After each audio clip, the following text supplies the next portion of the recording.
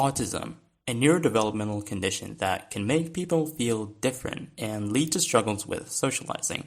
But nowadays, it seems like being autistic, quote unquote, has become a meme. People might confuse social anxiety or having some interest like anime with autism, but the reality is much more complex, even though autism does overlap with other mental health conditions often. It's formally called Autism Spectrum Disorder, or ASD, and you can see by the name that it is a spectrum where the intensity of each symptom varies. But it has some common traits which are basically struggles with social interaction, communication, and certain behaviors. So I'm going to talk specifically about how these traits look like.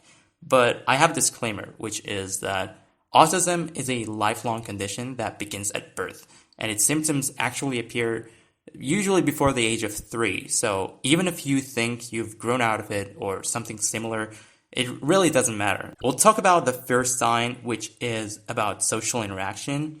You might avoid eye contact or feel hyper aware of it, which can come across as weird, quote unquote, to non-autistic people. And since you're not used to using facial expressions yourself, you might have difficulty understanding social cues from others.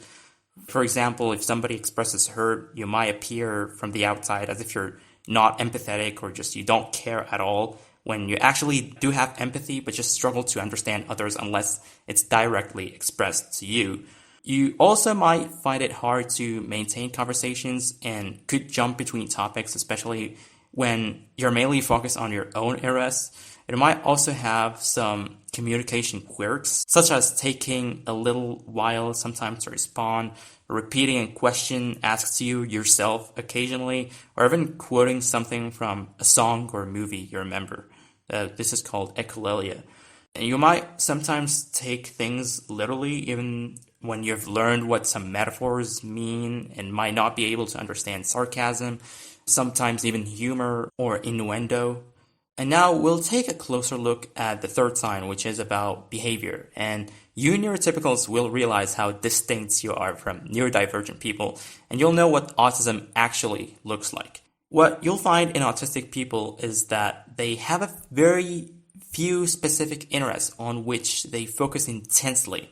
They might have only one or two interests like Beatles or World War II tanks, but they won't care much about other things, unlike most people. However, they are also very creative and can focus on specific details and can easily memorize or have savant-like skills.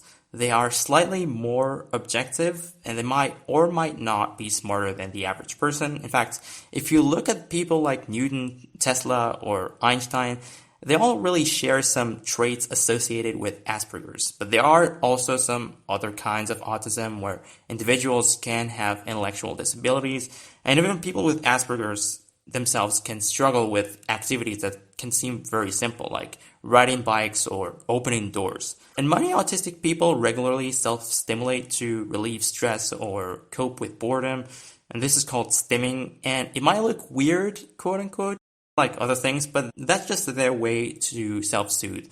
You also find them obsessed with routines, and maybe everyone is since people can't handle change, but it's a bit more intense for autistic people. Like for example, you might find them wanting to eat the exact same food every single day, and they'll get overwhelmed if someone interrupts them during their daily walk, etc., etc. And they also have sensory sensitivities, so certain stimuli like dim lights, smells, or the texture of food can actually overwhelm them, similar to the effects loud noises have on most people. But you might also find some autistic people sleeping pretty comfortably during a loud party because it really doesn't annoy them. And so this is the diagnostic criteria for ASD, as you can see on the screen. So if you notice these signs that I've already described, and they're just written in a fancy way here, then you might probably be autistic. You don't actually need a formal diagnosis or to cure yourself, quote unquote, from ASD because, as I said before, it's a lifelong condition. And autism isn't really something that needs to be fixed in the first place because you might have learned to mask behaviors like stimming to fit in or avoid negative attention, but this can be pretty exhausting and can lead to burnout over time. So I guess stimming is already fine since people really have to understand that autistic individuals see the world differently, and they have their own strengths, but also challenges that can be addressed through various therapies or by using, I don't know, some resources online. And I guess that's it for today. Thank you for watching.